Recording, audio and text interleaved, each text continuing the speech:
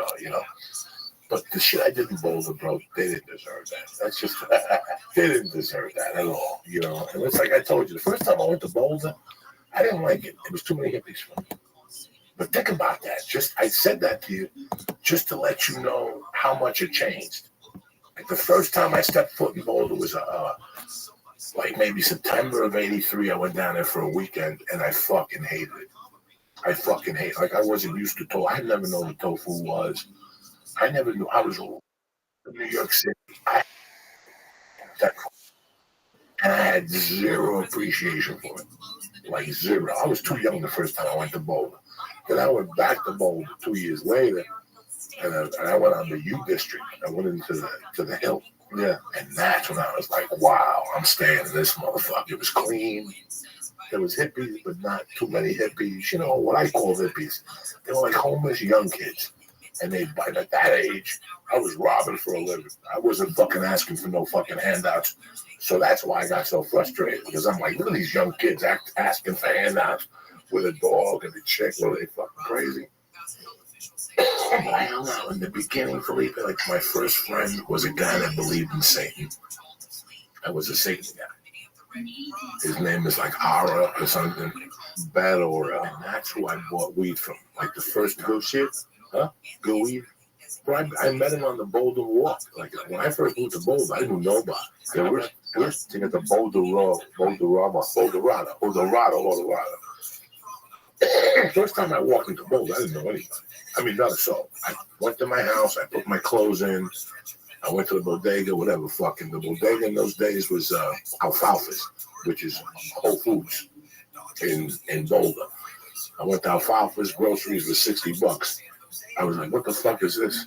You know, I just bought, this is $20 back in New York, but that was Alfalfa's. I didn't know what the fuck this was. Everything was, you know, organic meat and shit. I was going to say, that doesn't sound like a bodega. No, I didn't know what it was, man. And then, I ain't shit with kale. I fucking started walking around, and I was like, this was a perfect place for me to be at 22. I joined the gym. You were 22? What made you go to Boulder? I was 21. Warrants, okay, police, people I owed money to. Boulder, Colorado is basically Hawaii on land. Yes. The way the people are. Yes. And I said that before we started the podcast. Boulder gets as much sunshine yearly as much as Hawaii. Like, it's a fucking beautiful place. It really is. And it attracts some weird people. And like I said, I was getting weed there 30 years ago that would have killed a fucking animal. The shit I was getting growing up in that high altitude. I was getting some good, and I was getting better weed in Aspen. But like I was telling you, man, it was just from 85 in Boulder to 88 to 90. No, I'm lying to you. For 10 years, I created havoc in that fucking town. Like havoc. Internal havoc. If it was missing, I had something to do with it. I'm not proud of that. I'm not very proud of that at all. But that's who I was back then. Fucking crazy. But there's something, you know, like you just have a knack for it, you know, like, because if you're a gangster like in New York, you know, Detroit, you go to a small town like that, like Joe Rogan say, where everybody there is super cool. They're not looking for that. No, You're telling yourself. You're not looking for that, man. You could walk in there, man, and you test them out, you know, at the gas station by taking 20 power bars at once. So, like, I can't even imagine a world without cameras. I think there's always been cameras when I've gone to stores.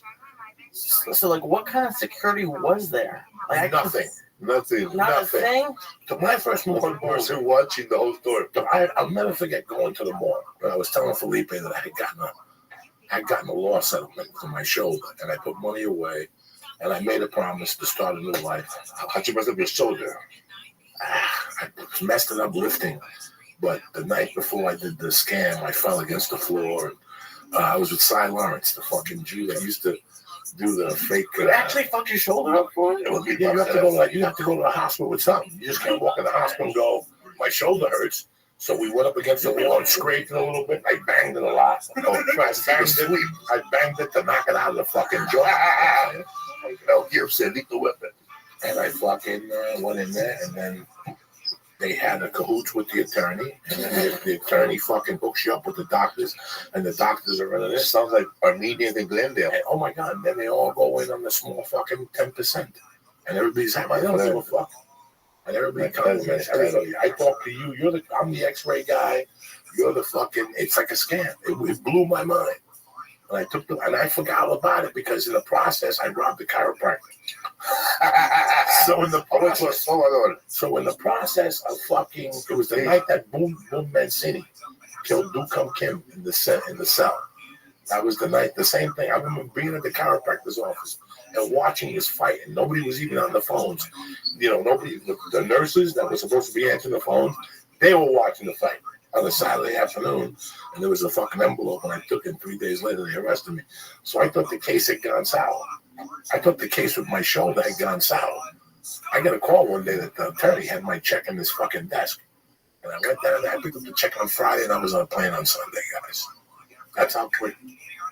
And I was on the plane, I was headed to Colorado Springs, but I ended up in fucking Boulder because some black dude talked me into going to Boulder. Man, you don't want to go to Colorado Springs, man. That's an army town. You want to go to Boulder. That's what Boulder is. You want to Boulder? So I went to Boulder and prostitutes over there.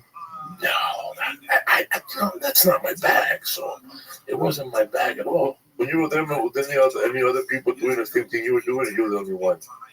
To my knowledge, I hang by myself. And then I met the blessing of my life. This guy, like I said, way before the wolf. I met this guy named Fred. Ed. I met him through Ra. Ra was the devil guy that sold weed, and he'd have a bunch of young girls hanging out with him and shit. And fucking, one day he introduced me to Ed. And Ed, me, and Ra got weed from the same hippie lady up on the hill. She was Jada. She was like 50, and her boyfriend was like 20. He was a rich little nerd. His father invented like glue. And they were both trust fund kids, and they would hate society. Like, fuck this and fuck that. But you're trust funders. What do you got to hate? You know what I'm saying? All they did all day was smoke dope and sit there. They didn't have a job. They didn't do nothing. Then about 5, she would send them to the store to get like a bottle, and they would get drunk. And that's all they did. But I met this dude named Ed. And I hung out with Ed for a few weeks until I knew what Ed was. Ed told me he was in the Army. So about 2 weeks go by, and me and Ed go on the hill, and there's this place called Stella's. And they used to have this was way before Boston Market, guys. They used to have the spit chicken. Rotisserie chicken? Rotisserie chicken. Everybody went there for chicken. Like, you had to wait online there for the chicken. So I would go in the afternoons. And me and Ed go there one day, bro. When we get there, there's a bunch of cops outside. And they have a barricade, and there's a dude on top of the Fox Theater. And he's saying that he's going to jump. I'll never forget this, bro. And Ed's like, jump, motherfucker. And that's the day I fell in love. And the cops kept saying, bro, please, you're just going to make the situation worse. He goes, I don't have time for this. He's yelling at the guy, jump, jump, jump. And then I became friends with Ed. That was it. And then I got into trouble. The cops were looking for me. I went to San Francisco. And then I came back 2 years later. And that's when I started my destruction. But I re-hooked up with Ed. And I still didn't know what Ed did. Ed got checks. He said he used to go to the VA, that he heard noises. I knew he went to Vietnam, but I always thought he was a medic. And I always stayed friends with Ed. And one day I was up by Chautauqua Park where you were performing by the Boulderado up there. Yeah. And I saw Ed walking. And I go, Ed, what are you doing? He goes, this is where I live. He goes, you want to come over and roll a joint? And when I went in his house, guys, it was an apartment, maybe the size of this in a basement, out by Chautauqua. And it was just fucking medals, pictures of him with 6 guys with 20 bodies, dead, with him with like, you know how they put the flag on the mountain? Yeah, with like a flag and a bunch of Chinese bodies, Vietnamese bodies. Dog, this guy was fucking crazy. And I go, I thought you were a medic. And he goes, no. He told me he was something else, alert or a LARP or one of those things. And they go in after the Green Beret and make sure everything's dead. Like every rat, every mouse, they burn the village down. They're the ones that used to throw the cards. Those dudes to throw the cards of the dead bodies.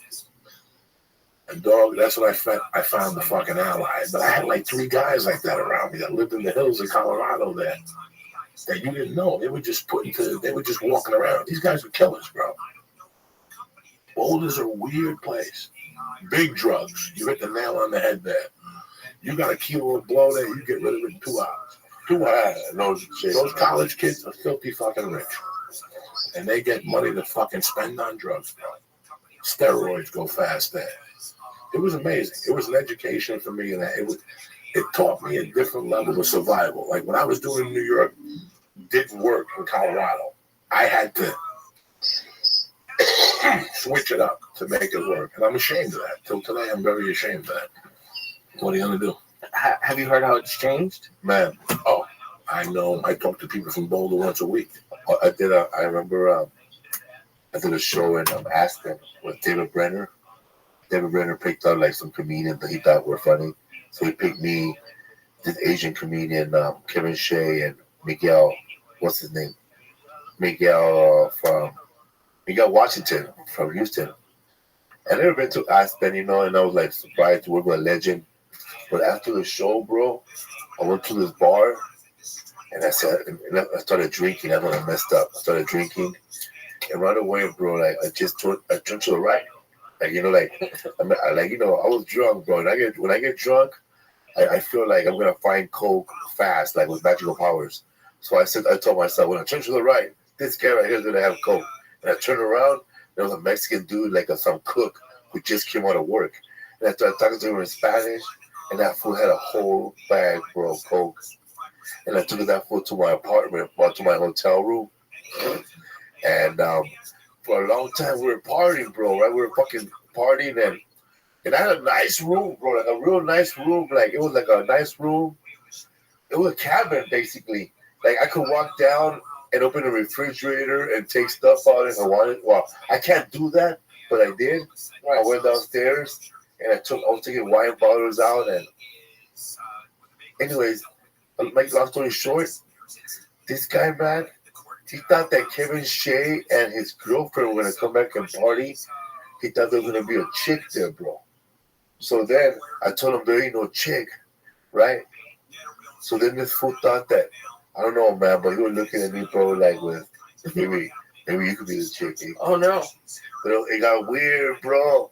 And then I said, fuck. But then again, bro, I didn't want that fool to leave, bro, because I had no more coke. And I was leaving the next day in the morning. I was just going to ask, is it weird to party with just a guy? Well, hell no, bro. Bro, sometimes you got to dance with the devil, bro. So, you know what I did, bro? I took out $100 and I cut it in half and I gave it to him, bro. If you stay here another hour, bro, I'll give you the other half. But it was good coke in Aspen, man. That was Pat Buckles, bro. That was a very crazy time too, man. I walked into Aspen a kid, Felipe. I walked into Aspen a 19-year-old kid. How old was it? You had a bunch of warrants, or you have friends? No, at that time, I just didn't want to live in jail. Like, I knew Just new lifestyle? Yeah, I just wanted to do something different. And at that time, I had friends in Aspen. They weren't like people, good friends, but they were acquaintances from North Bergen. And there were one strong family. There was one family that was well known. It was two of those boys. And it was weird because I didn't get along with one of the other brothers. But I got along with two of the brothers. One of the brothers that was my brother now is dead. And the other guy lives in San Diego. He don't talk to me. But I went out there with them and a guy named Duffy. And there was 4 dudes who lived in the house. And the other guy was a karate expert from California. He was the garbage man. And he was really a garbage man in real life. And half the guys that came out from Jersey were all garbage men. When I got there, I couldn't be a garbage man because karate man had come back to California for something. So I lived in his room. It was just a fucked up summer. That summer. You sold cars there or what? No, the first couple months I did construction outside, like asphalt and like just regular construction. Rodrigo did a video with you, man, with your boys. He goes, "Oh, that's where I began." Yeah, no, it's all where it all began. No, but I was in Aspen then. I was in Aspen then. And I was digging trench. You was digging trench. So I would quit a job every Friday and get a new one on Mondays. You know, I used to go through that. Like, my dad hooked me up to a cool job for him.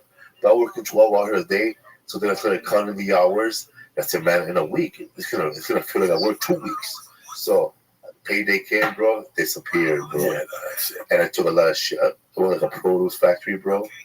I was working joy from, man, you don't understand when you get a chick pregnant in high school. Oh no. The world comes down on you, bro. You get what? When you get a girl pregnant in high school, the world comes down on you, bro. Everybody wants you to make changes. So my dad got me a job on Anderson Street, right there in downtown LA, where all the produce factories are at. And I was loading and unloading produce inside trucks from 11 o'clock at night. No, from midnight to 11:30 in the morning. And nothing but bisons, bro, like illegal immigrants. And do you remember? Bro, Nothing or it more? was a little bit above the minimum wage. Minimum wage was $3.35. I was getting $4.70. How fucking scary is that? You're right. We never talked about that. Knocking somebody up in fucking high school. High school, bro.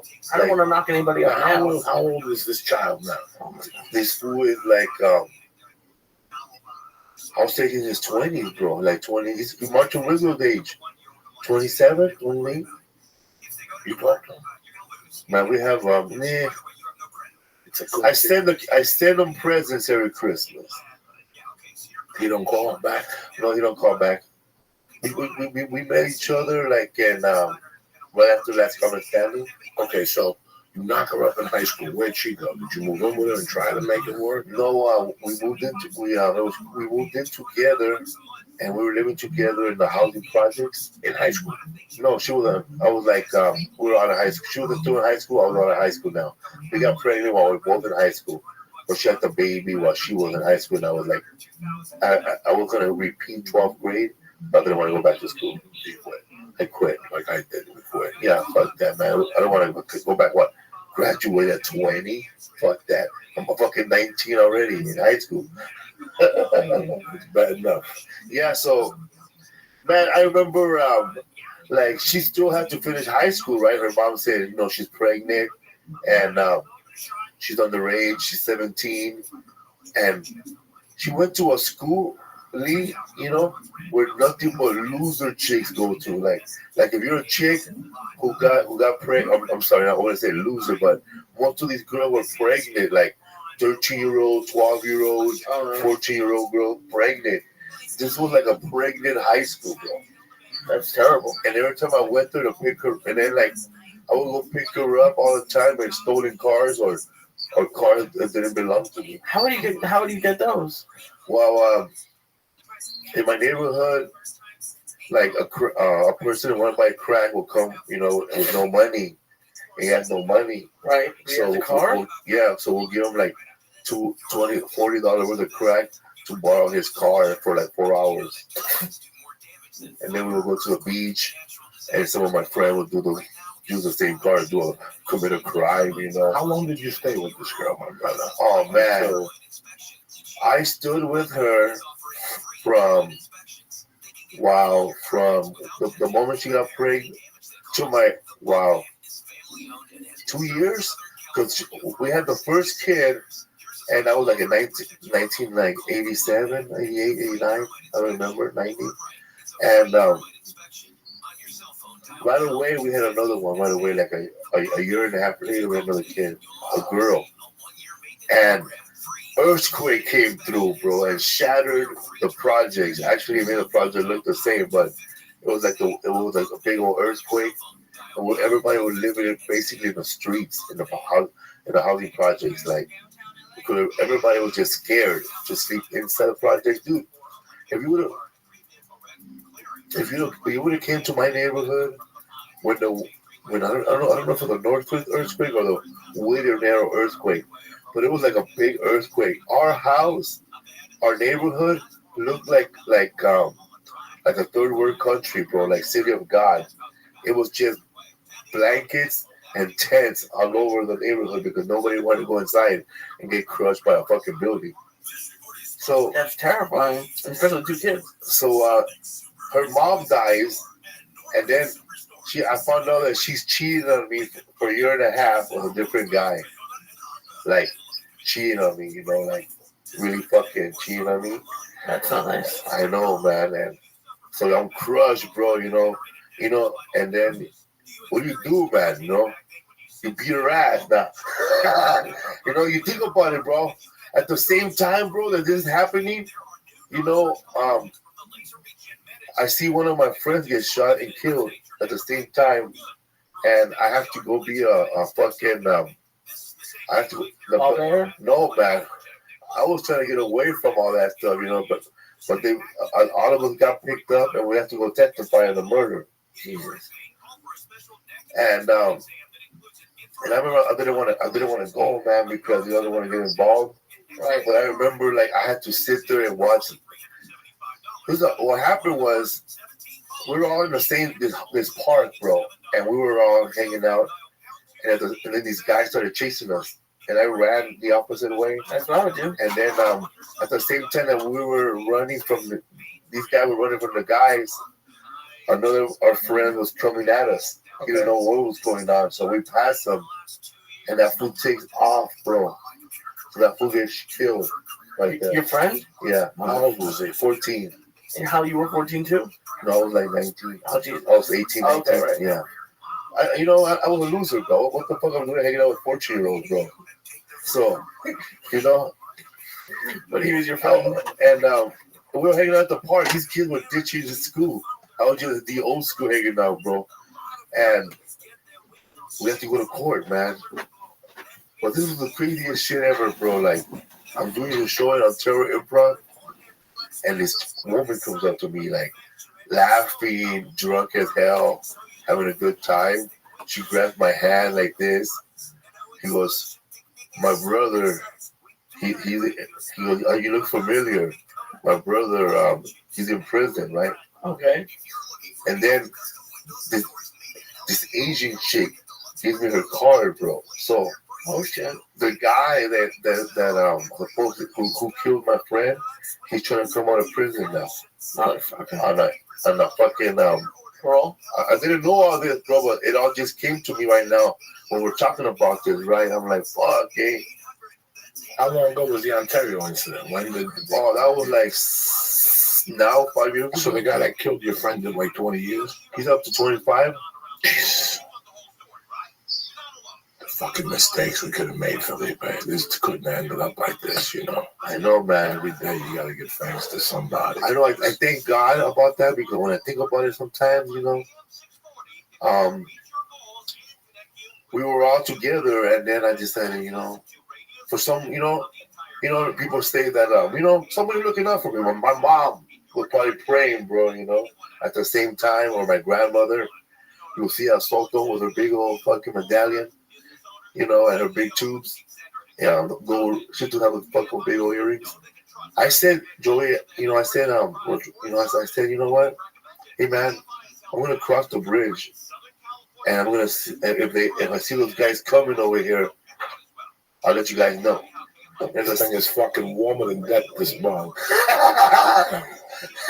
Oh my God! I had to Josiah was over there making love to it. He looks like he's doing his Robert De Niro impression. Oh my God! Poor fucking. That's Daniel Yellow, bro. Oh my God! You know, Felipe. Crazy though, man. I decided to go over the bridge. So when I crossed the Holland Park Bridge to go to the other side, as soon as I turned around, that's when everybody was running and getting shot up. And I remember my friend Ruben. I never forget him, man. That fool picked that fool up, bro, and carried him. Crazy, man. Was that like a moment that like made you think about changing some things, or? Fuck no, bro. Fuck no. It's so weird. Fuck no, bro. You feel invincible after that. I mean, I lived. No, but it's fucked up because the guy